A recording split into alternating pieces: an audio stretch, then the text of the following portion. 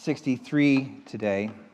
We're just going to jump right in to read Psalm 63, the whole thing. Psalm 63. It is one of the greats. O God, you are my God. I shall seek you earnestly. My soul thirsts for you, my flesh yearns for you, in a dry and weary land where there is no water. Thus have I seen you in the sanctuary, to see your power and your glory. Because your loving kindness is better than life, my lips will praise you. So I will bless you as long as I live. I will lift up my hands in your name, and my soul is satisfied as with marrow and fatness, and my mouth offers praises with joyful lips. When I remember you on my bed, I meditate on you in the night watches, for you have been my help, and in the shadow of your wings I sing for joy. My soul clings to you, your right hand upholds me. But those who seek my life to destroy it will go down into the depths of the earth. They will be delivered over to the power of the sword. They will be prey for foxes. But the king will rejoice in God. Everyone who swears by him will glory, for the mouths of those who speak lies will be stopped. Amen. Well, the question for this morning is, what do you do when things go wrong? What do we do when things go wrong? Not just like a little wrong, not like a flat tire wrong, but very wrong. Like accident, serious accident wrong, death, divorce. Suddenly we find ourselves fired in a job that we thought was going to be it for the rest of our lives. What do we do when things go really wrong? The reason I say this is because the context of this psalm is where David is experiencing something that has gone profoundly wrong. At the top of the page in your Bible, you'll see first Psalm 63, and then you'll see something of a title. And we call it a superscription. And what it says is it's a psalm of David when he was in the wilderness in Judah. David was in the wilderness being chased around 2 times in his life. His life is bookmarked by being chased around in the wilderness. First, when he was a young man, by Saul. And in this case, what it looks like is the context of this psalm is not when he was in the wilderness with Saul, but rather when he was being chased by his own son Absalom. And the reason for that is later on he says the word king. This is the time when he's in the king. And so you think about it, a young man being chased around into the wilderness, and maybe you feel like it's a bit of an adventure because you got your whole life. But now in this time where he's being chased by Absalom, man, he's an old man.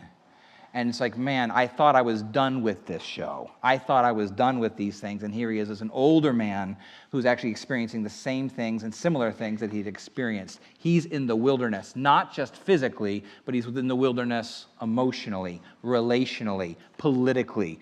And all of the things in his life, it feels like wilderness. The story goes something like this, that David, I don't know if you know this, David had a lot of family trouble. He had a lot of family trouble. If you have family trouble and you go to your Bible and you feel like, I just, don't know if they can relate to me, go read the story of David. It would be an encouragement to anybody. Because you are not alone. David, what happens here is that his one son kills his other son. Absalom kills his son Amnon, or his brother Amnon. He's sent away, and then David is so grieved by it that he won't even let Absalom come home. Neither does he seek justice on him, and so he stays away for years.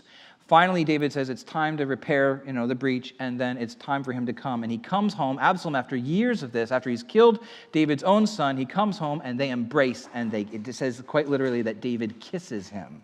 The very next thing, 2 Samuel chapter 15, the very next thing that happens is Absalom, now he's back in the city, he's back in theoretically good relationship with David.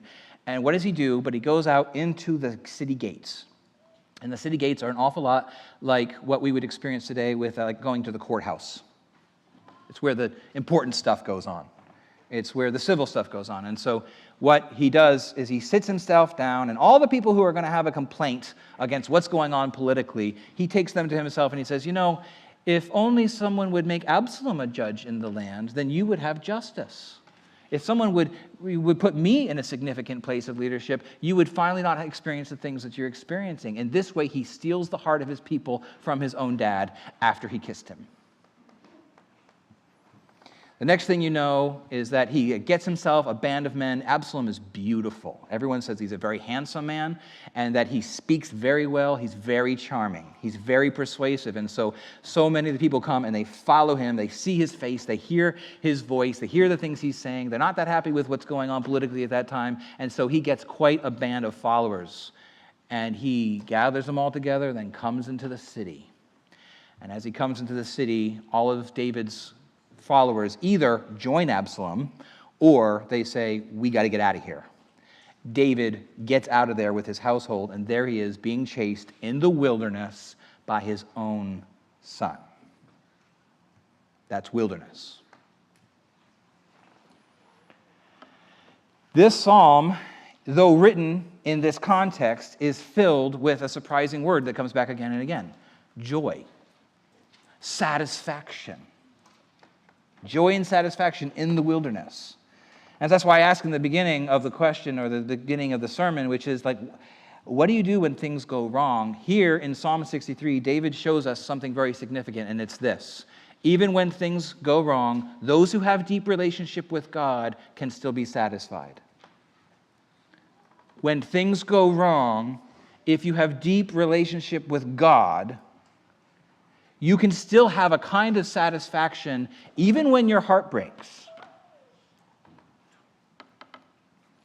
Well, what does that look like? In this psalm, I'm going to suggest to you it looks like four things. What does deep relationship look like when things go wrong? What does relationship to God look like? Four things. First, seeking Him. Third, singing to Him. Third, clinging to Him. And four, trusting Him.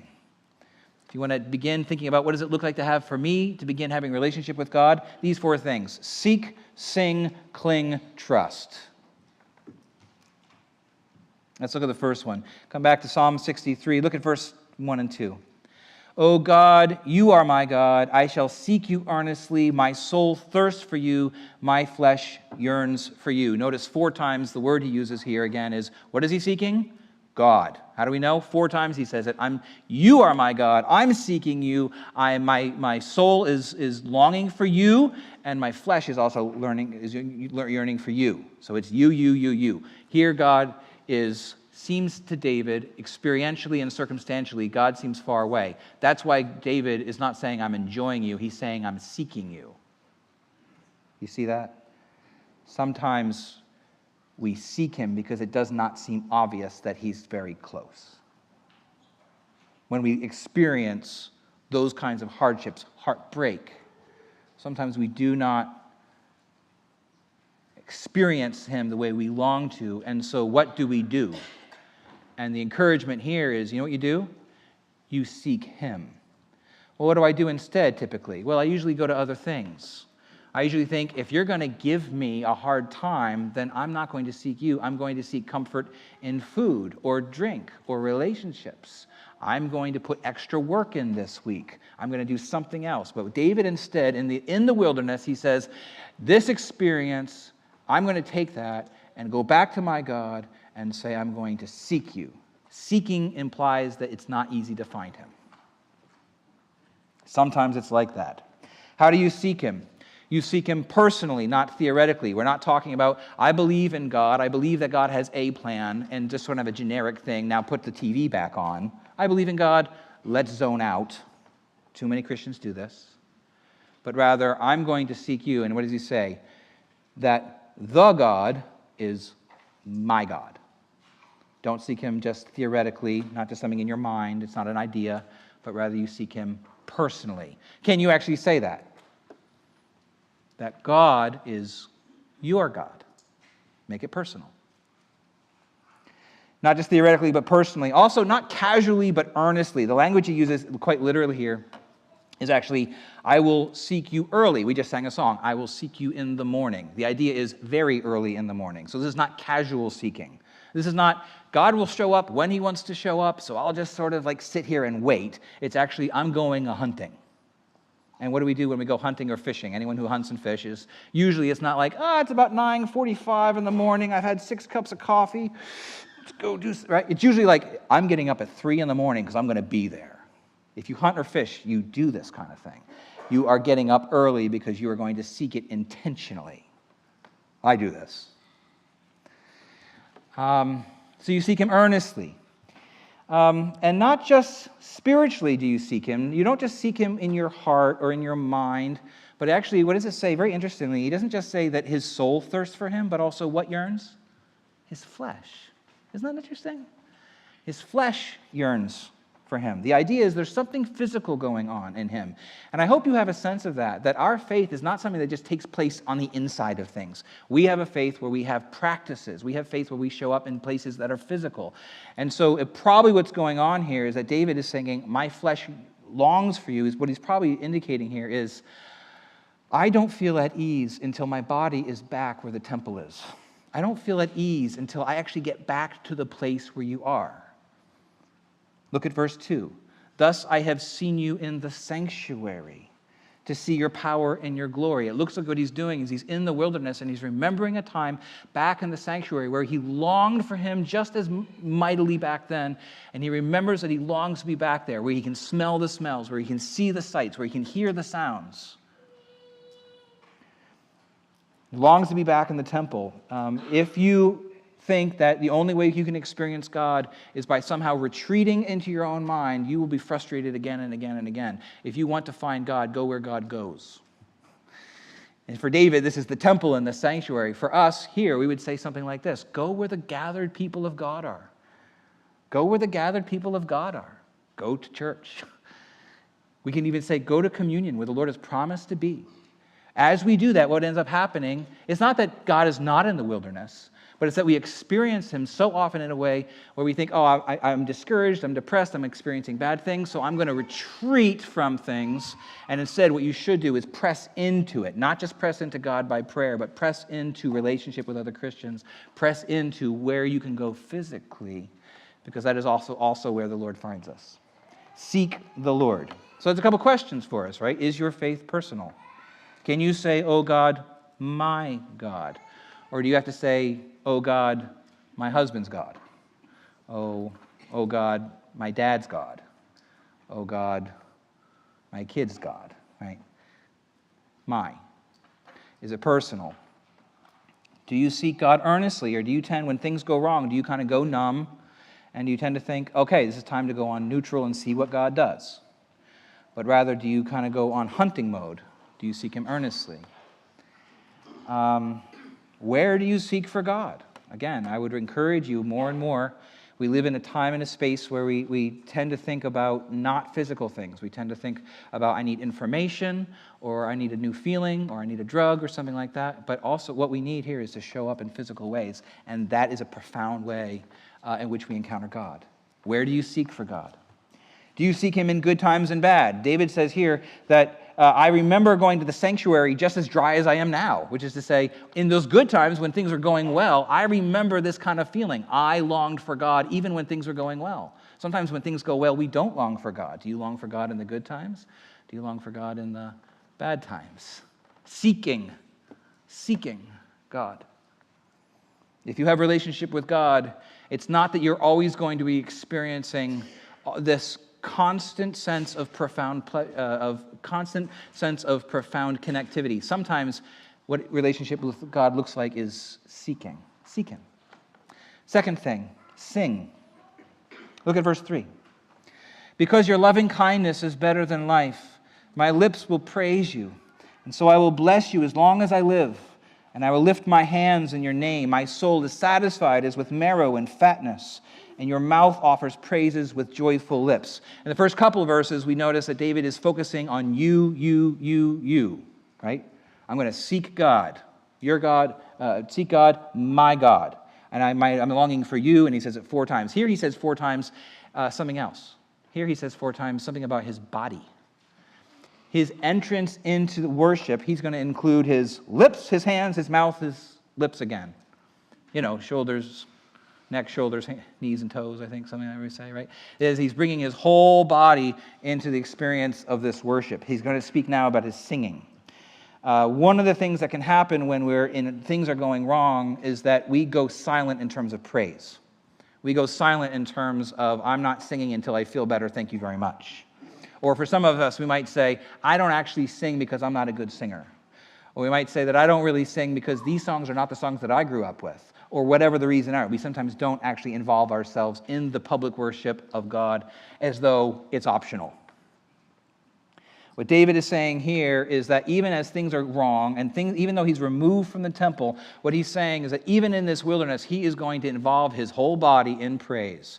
Some people wonder why people raise their hands in prayer or in singing. It's not because they just like to do calisthenics. It's because they probably read their Bible. I'm going to raise my hands, says David. Right?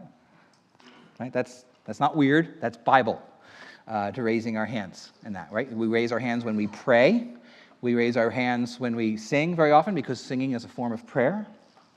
But look what he says here. It's singing physically, not just mentally. Look at the language of it. Again, verse 3, my lips will praise you. I will lift up my hands, and my mouth offers praises to you with joyful lips. It's actually a bodily thing. Again, our faith is not the kind of thing where we just have a feeling in our heart by ourselves, but rather what relationship looks like with God is that we're involving our whole self, body and soul. What David is doing here is he's singing regardless of circumstances, and here's the word for it, and this is very beautiful. Look at the beginning of verse 3, because your loving kindness is better than life. Because your loving kindness is better than life. Because your loving kindness is that word we actually talked about last week, covenant love, hesed. It's the covenant love of God. And so what David is doing here is he's using his whole body to sing to God, even though he's in the wilderness, even though he's being hunted down by a betraying son. And he's now using his whole body. Why? Because God's covenant love is actually even sweeter than life. It's better than life. And the question that we might all be asking is, yeah, right, how? How is God's faithfulness or his covenant love better than life? And I think as I wrestled with this week, here's the answer. God's love is loyal. God's love is loyal. It is faithful. It doesn't back down. It doesn't take no for an answer, so to speak. It keeps coming after us. And why might that make a real difference to David in this time? Because David in this time is experiencing profound lack of loyalty. He has a son who's betrayed him. He has servants who have betrayed him. He has a whole country that said, we will be bone of your bone and flesh of your flesh. You are the king. And here he goes. Everything's all topsy-turvy. First I was being hunted by Saul. Things seem to be going well. Now I'm finally sitting in the happy place. And now here I am even at the end of my life, things are going badly. And yet your love is loyal. Everywhere I look, I see people who are not loyal. I see betrayers, people who give their promise and then break it. And yet, here it is, when the Lord gives his promise, he does not break it. Do you know the loyal love of God?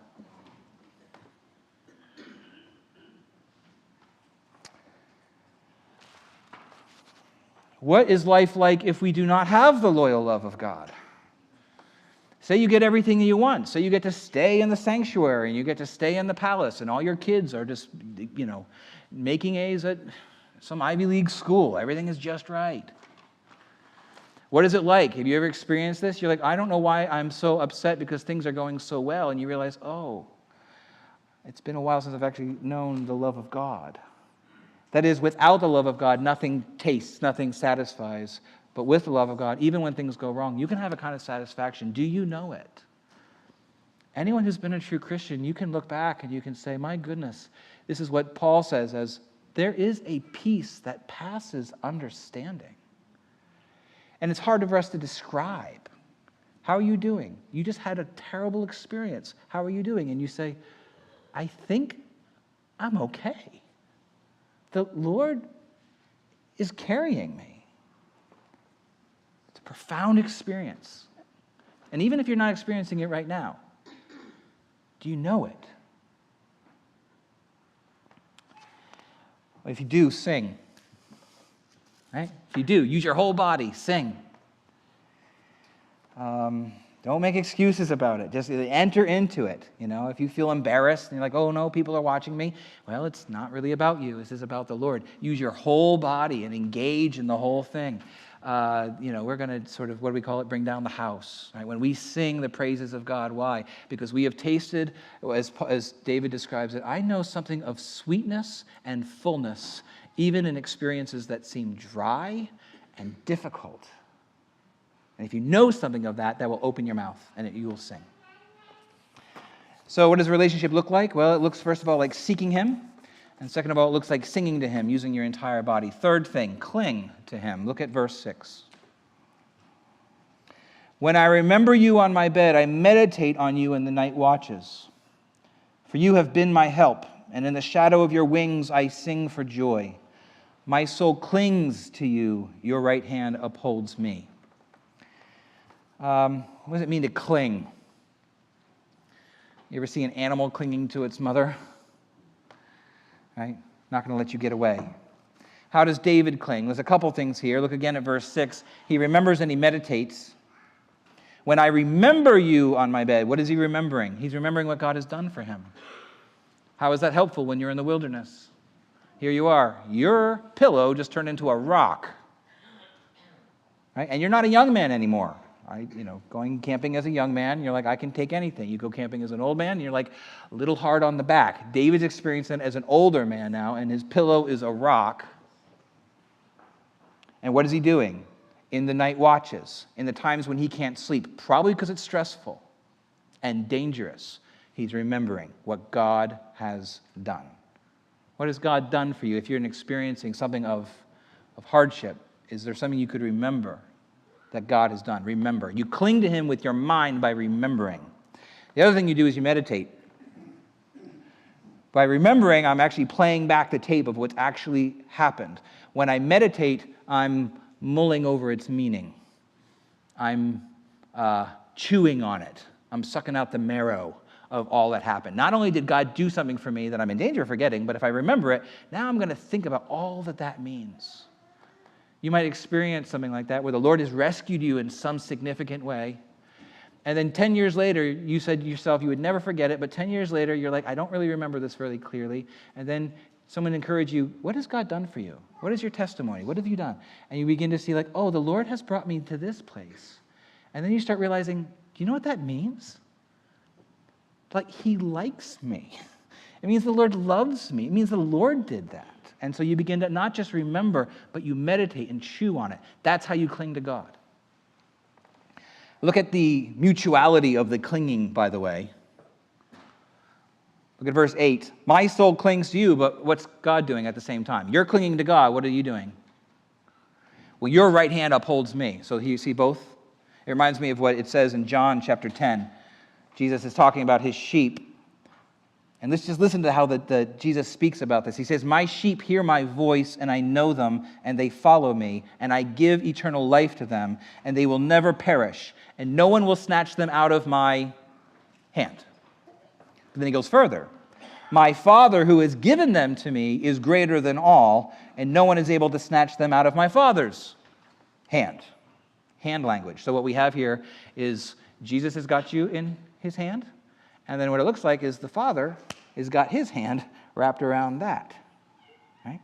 Which means that if someone comes to try to snatch you out of his hand, they both have another hand to punch them out, right?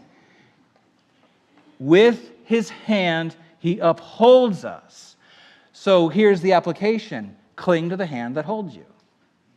You do not cling, and God's not saying, could you get off of me? Stop being so clingy. That's not what God says. As we cling to him, like a koala, as we cling to him, the Lord says, and with my right hand, I'm holding you close. Cling to the hand that holds you. Cling to the hand that holds you. Well, the last thing then is to trust. What does deep relationship look like with God? Deep relationship with God will allow for a kind of satisfaction even when things go profoundly wrong. And what it looks like is, well, we will continue to seek for him. We will continue to use our entire bodies and sing to him. And we will also cling to him and let the one who hold us and clinging to him. And the last thing is that we will trust him with our enemies. Look at verse 9. But those who seek my life to destroy it will go into the depths of the earth. They will be delivered over to the power of the sword. They will be a prey for foxes, or jackals is probably the right word. But the king will rejoice in God, and everyone who swears by him will glory, for the mouth of those who speak lies will be stopped. I like that last line. The mouth of those who speak lies will be stopped. Well, in this passage, it's kind of wonderful because as he's finishing up the psalm, what we start to see is a bunch of contrasts. Remember the beginning of the psalm, and now we're looking at the end of the psalm. At the beginning of the psalm, David is seeking. Who's he seeking? God. Now we're seeing someone else seek. Who are they? That's David's enemies, and what are they doing? They're seeking David. So what that means is, get the picture of it. The enemies seek to kill David, and what does God do? What does David do? He seeks God in that time. There's also this contrast in land. David has been driven out into a dry and weary land. And what will David's enemies be driven into? I think the way we say it today is 6 feet under. The idea is that they're going to drive me out. I will actually get to return. Meanwhile, the enemies that I have who are seeking my life really unjustly, God will put an end to them. He's not saying, I'm going to put an end to them. Just give me a sword. He's saying, God will do it. And then also the big contrast between mouths. What's David using his mouth for? Praise, praise, praise, singing. What are the enemies using their mouth for? Lies. And he says all of those mouths that are using their, all those people who are using their mouths for lies, they're going to be stopped. And here we are 3,000 years later, still remembering what David said to God on that day. It continues. Who are our enemies? This is one of the things that people wrestle with when they come to the Psalms. They think, okay, I like the part where the Lord is near, and I like the part where I'm praising him, but then I come to enemies, and I come up a little bit like, what am I supposed to do with that? This is very common when people are coming to the Psalms. You have 3 enemies. Classically, you can apply at least these 3 things. Sometimes you can actually name names, but sometimes even if you can't name names, you can at least name these things, these 3 things: the world, the flesh, and the devil. Who are my enemies? The world, the flesh, and the devil. What's the world? The world is the systems and the institutions that want to do life without God, that want to vote God out as though that were possible. They do that by temptation, they do it by scorn, they do it in a whole heap of ways. The world is your enemy. I hope you know that.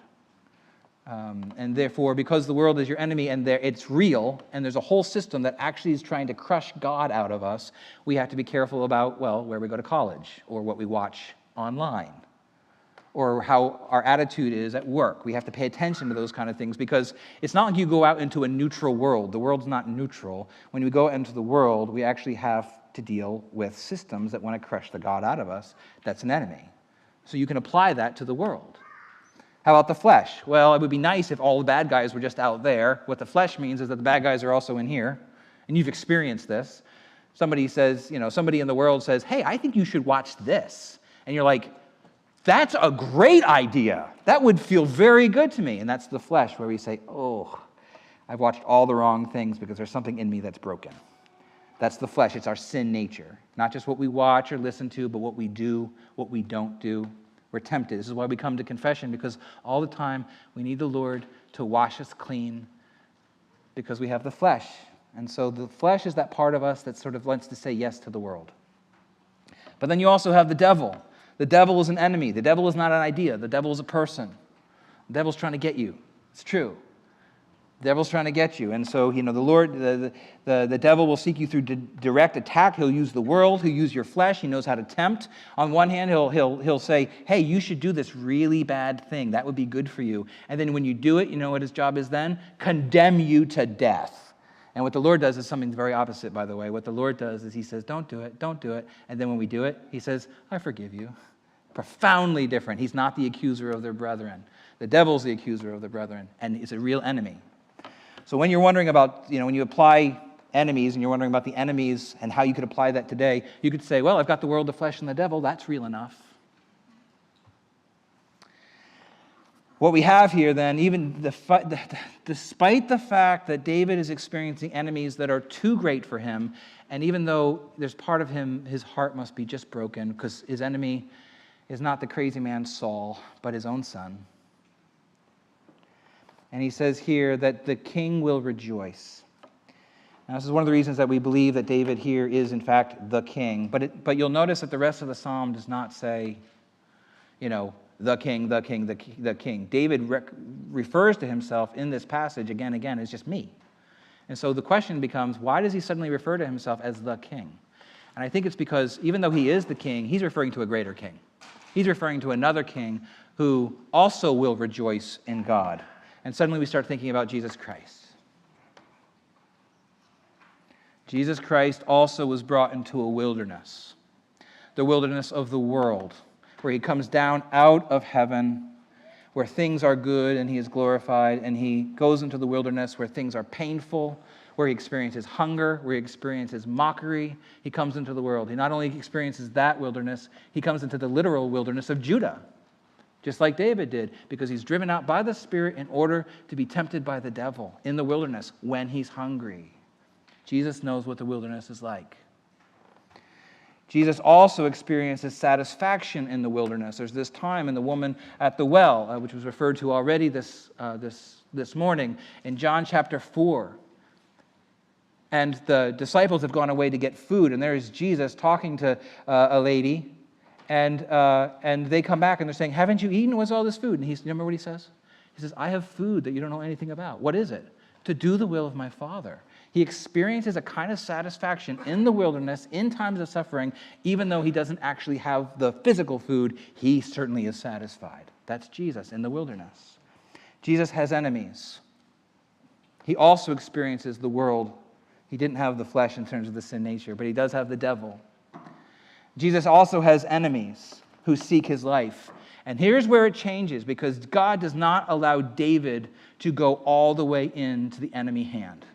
He actually rescues him. But what happens with Jesus? He actually turns him over completely into the enemy's hand, so that when Jesus is attacked by his enemies, he not only gets arrested, he gets beaten, he gets mocked. He doesn't get beaten and mocked and let go. He gets beaten and mocked and then crucified and mocked some more.